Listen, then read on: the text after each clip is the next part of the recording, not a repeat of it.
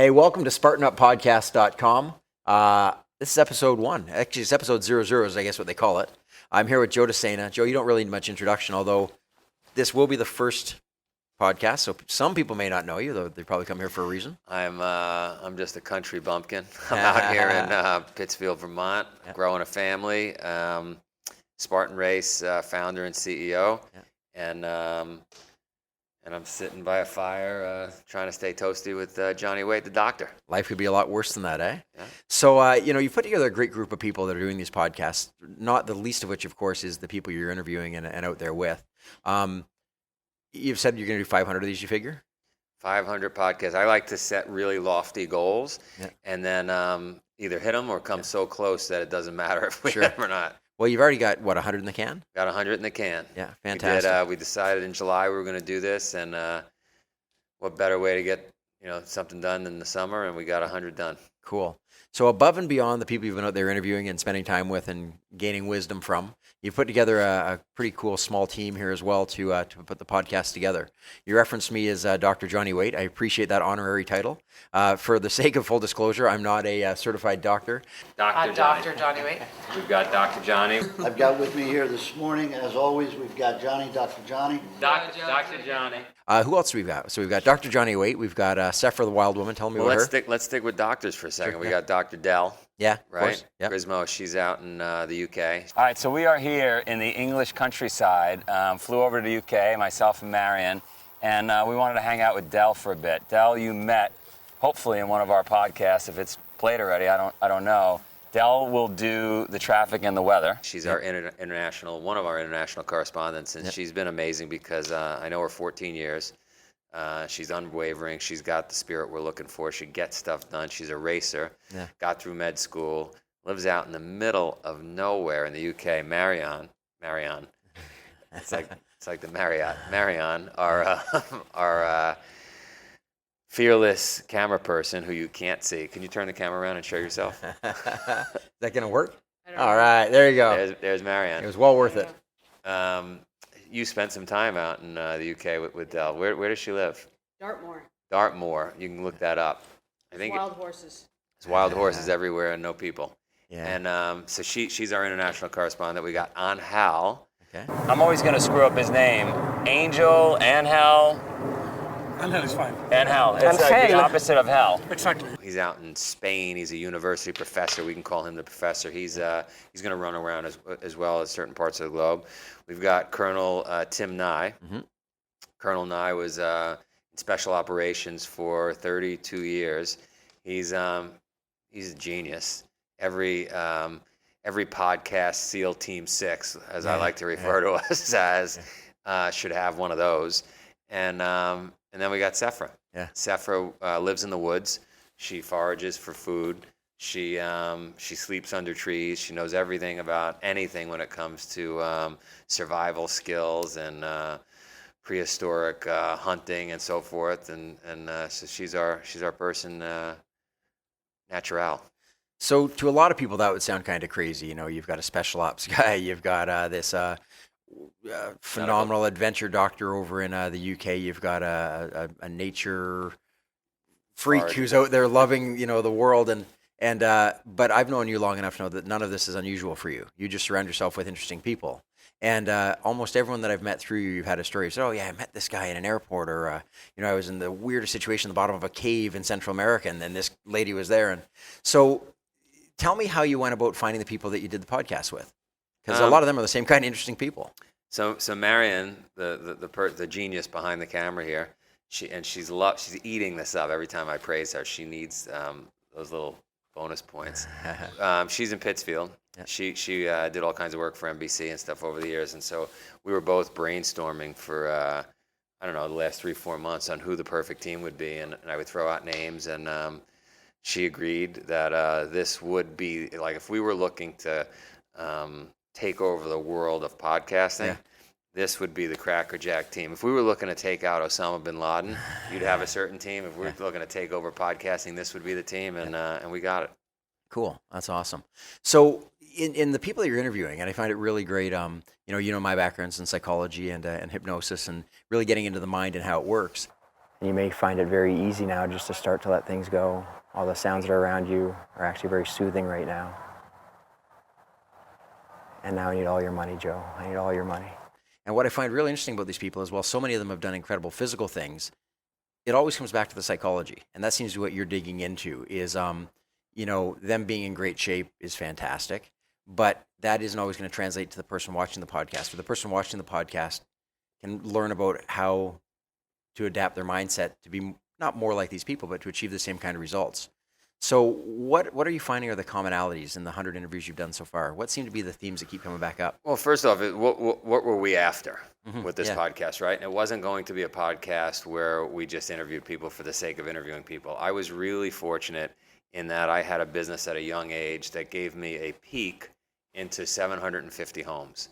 I did a lot of swimming pool maintenance, swimming pool construction, house maintenance, house construction, and I had 750 customers all across Brooklyn, Queens, and Long Island.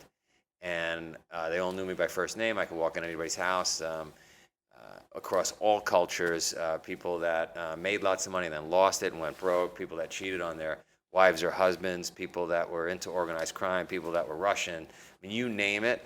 And what I took away from that experience, which was over a decade long, was there are right things to do in life and there are wrong things to do. There are proper ways to raise a family and improper ways that would give you different results. And I sought after the results that looked most promising.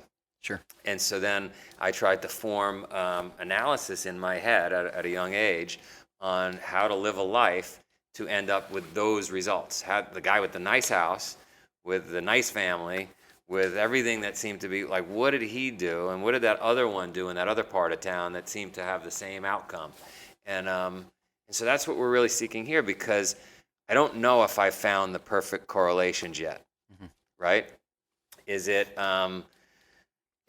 hard work wearing a white collar? Is it hard work wearing a blue collar? Is it living in the country, living in the city? Is it being an athlete or not? Like I don't know what produces the perfect outcome, and so we're going to find that out. That's really what we're in search of. And looking from the outside, is a Richard Branson, is he happy running 200 companies and having all that success that we see through magazines and media? Or is that not something we should all wish for? Maybe the guy that lives in a cabin with is a minimalist. Maybe that's what we should shoot for. So I'm going to throw out the idea too that maybe they both are, and by that what I mean is you've chosen this huge, broad, wide cross section, and I think we're going to find there's some common themes, of course, that we can call and say that that seems to be a common denominator. But I think there's also going to be different people with different approaches, and that there may not just be one way to do something.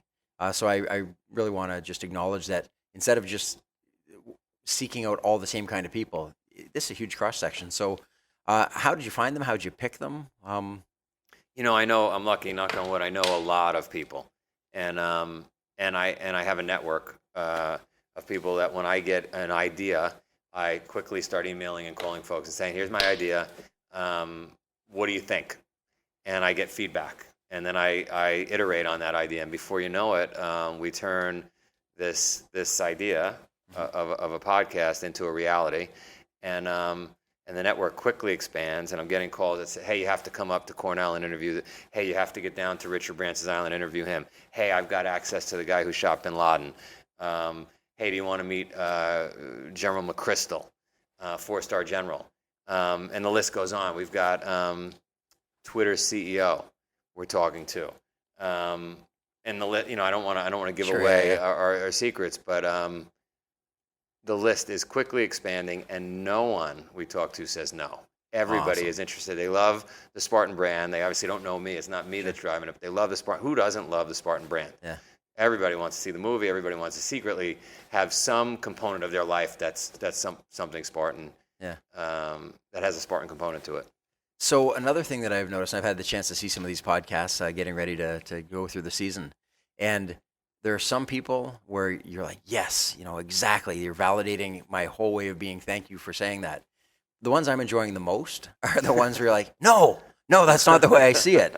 And getting some dissenting opinions from people. And And think some it- really well-positioned people too, where you have Yeah. to sit back and go, okay, I'll take that into consideration. So what do you think about that? I think it's good for, I've set a bunch of theories in my mind on how I think the world works, and as I said, where I think you can derive the most success, no matter how you define success.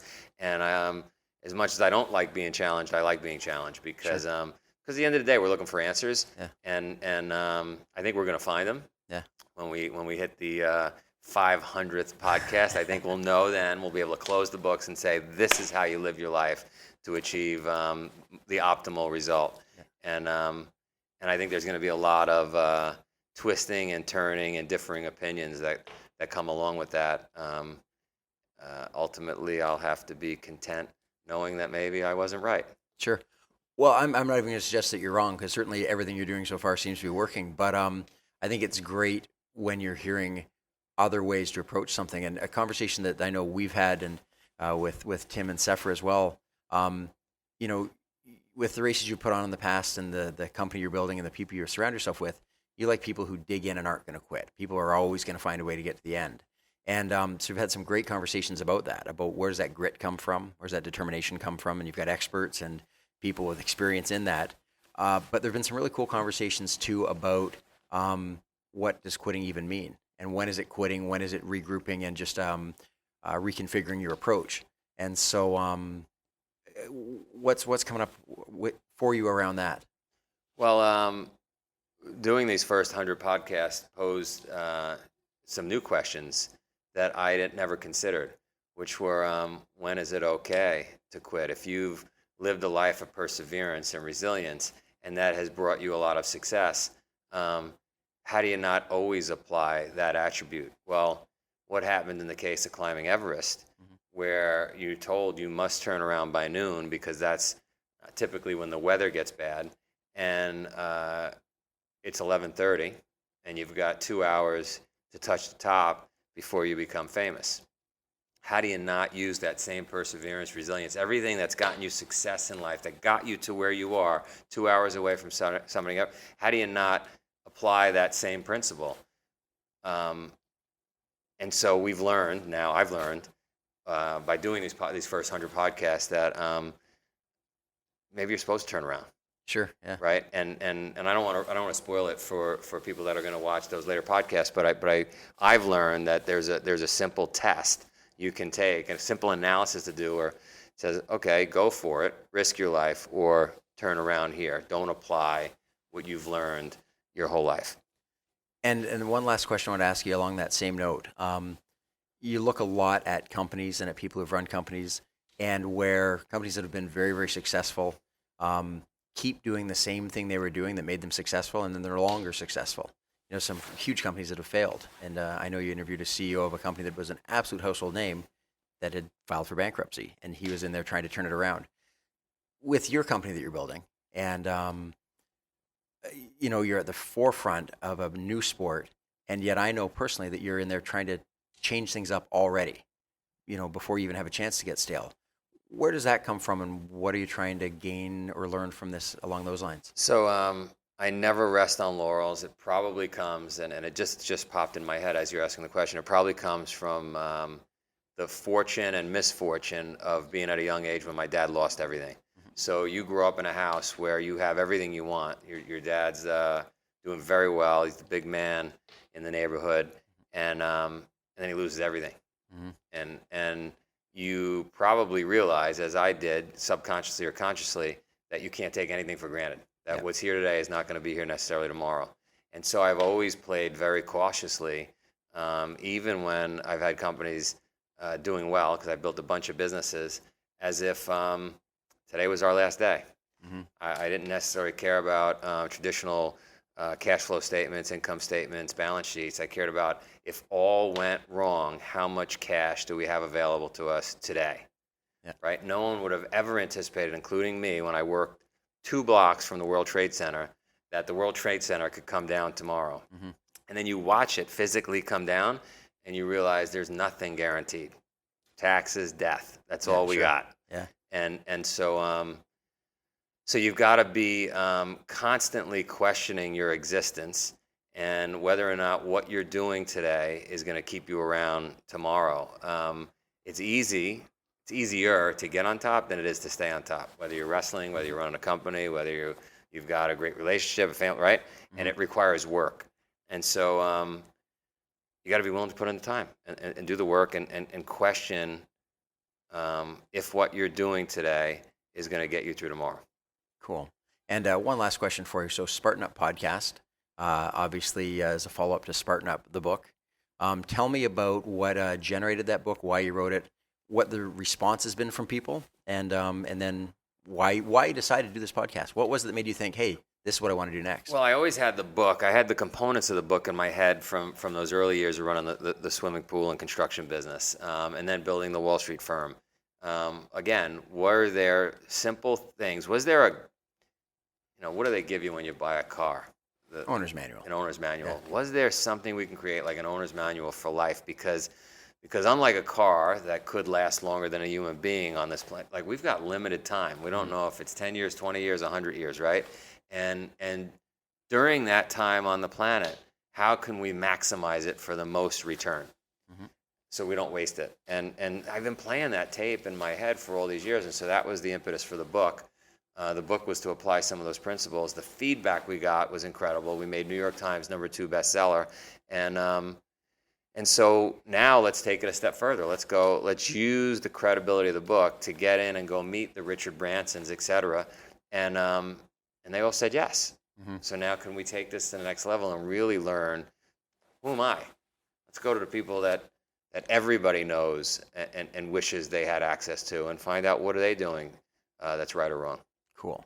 And then in terms of the whole podcast format, what was it that made you say, holy, wow, this is the next step? Yeah, so the format, in my mind, required us to interview those people, find out what they're doing right or what they're doing wrong, and then sit back and analyze it. And just ask enough questions that our listeners and viewers could then expand upon those questions that they could ask themselves. And again, we're trying to help people find answers in their own lives. I don't like wasting food. I don't like wasting time. And I don't think we've got, 7+ billion people on Earth. There's a lot of them wasting a lot of time. Let's help them stop wasting time. Cool. Yeah, you mentioned to me, too, about how surprised you were. I think you said you were in Slovakia walking along, and people said, hey, I recognize you. You were on that podcast. And I guess you guessed it on someone else's podcast. Yep. And then you were in Canada. And somebody stopped and said, hey, I recognize you from that podcast. It's happened in many countries, and this clearly is an up-and-coming format that I think the public's going to see a lot more of. I think podcast is disrupting traditional news and traditional media, and I think it's here to stay. Cool. So just define Spartan Up. What is Spartan Up?